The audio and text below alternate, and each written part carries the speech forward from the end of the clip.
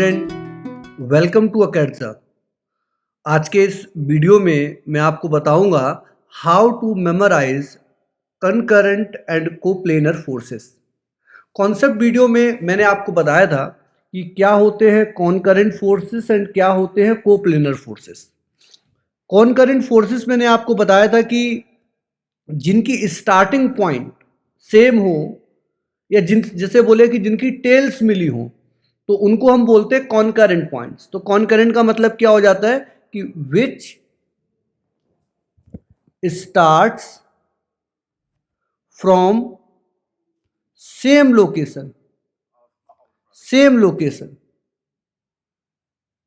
या आप ये भी कह सकते हो कि विच हैव कोटेल। कोटेल एक नया शब्द मैंने यहां पर ऐड कर दिया है कि जिनकी टेल सेम हो। और यानी कि आप ये भी कह सकते हो कि ये जो शब्द है कोटेल, इससे आपको याद रखने में हेल्प हो जाएगी कि कॉनकरेंट फोर्सेस क्या होते हैं। कोप्लेनर फोर्सेस को याद करने के लिए आपको बस इतने शब्द पर फोकस करना है। कोप्लेनर मतलब विच हैव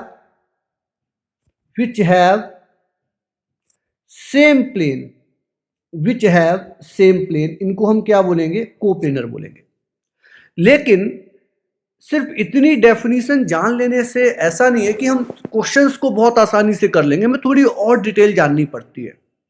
जैसे कि मैंने आपको लास्ट वीडियो में यह भी बताया था कि two forces, any two forces, यहां पर अगर मैं ये लिख दूं एनी टू फोर्सेस, तो any two forces are always coplanar. More than two के लिए वी हैव सिचुएशंस, कंडीशंस के लिए वी हैव सम टेक्निक, और वो टेक्निक क्या है वो मैं अब आपको बताता हूं। तो आपको एक सिंपल सी चीजें मैंने आपको बताई कि कनकरेंट क्या होते हैं, जिनकी टेल सेम हो। एक नया शब्द मैंने दे दिया यहां पर जो आप देख सकते हो कि लाइक कोटेल।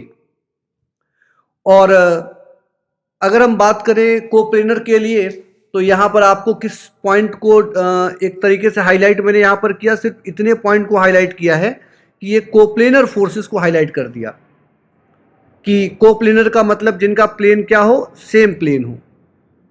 कोई भी दो फोर्स है वो हमेशा कोप्लेनर होंगे, लेकिन अगर दो से ज्यादा हुए तो वी हैव टू चेक। तो चेक करने की टेक्निक क्या होती है? चेक करने की टेक्निक ये होती है कि किन्हीं भी दो फोर्सेस का क्रॉस प्रोडक्ट, को जब तीसरे के साथ डॉट किया जाए तो वो क्या आना चाहिए? जीरो। तो अगर ऐसा होगा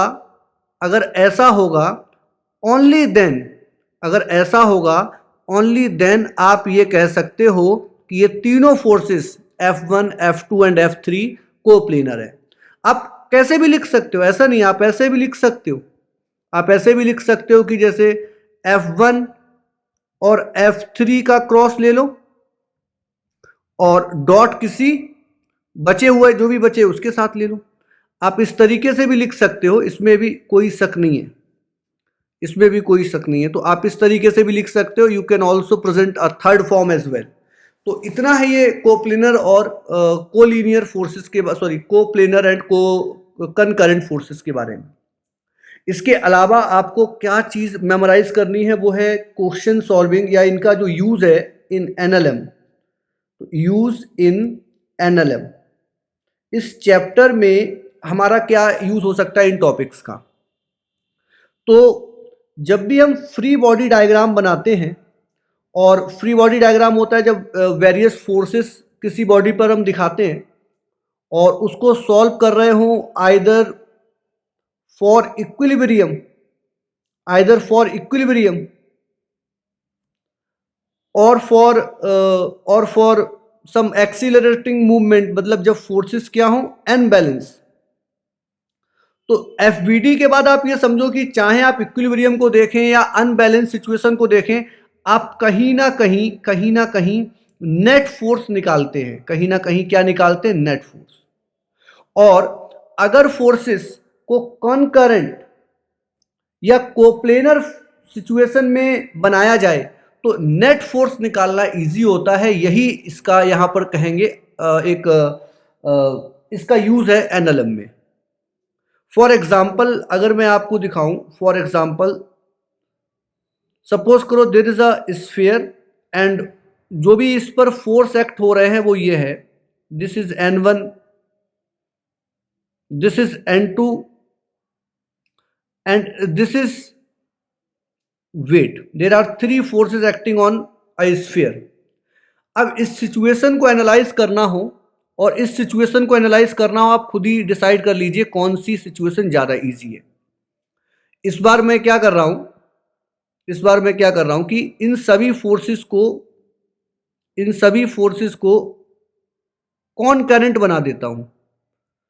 मतलब सभी की जो टेल है वो एक ही जगह से कर दूंगा मैं। तो बाकी डायरेक्शन वगैरह सब कुछ सेम रहेगा, उनका मैग्नीट्यूड सब कुछ सेम रहेगा। This is N1 and this is N2। तो यहां पर अगर आप इस वाले सिचुएशन को देखें तो it is very easy to analyse. अगर इक्विलिब्रियम भी होना है तो आप बहुत आसानी से कह सकते हो कि हमने क्या करना है। अगर इक्विलिब्रियम भी होना है तो हम क्या कह सकते हैं कि भाई आप ये एंगल निकाल लीजिए थीटा और N2 के कंपोनेंट कर दीजिए, एक कंपोनेंट से W बैलेंस करा दीजिए और एक कंपोनेंट से N1 बैलेंस करा दीजिए और हो गया सवाल।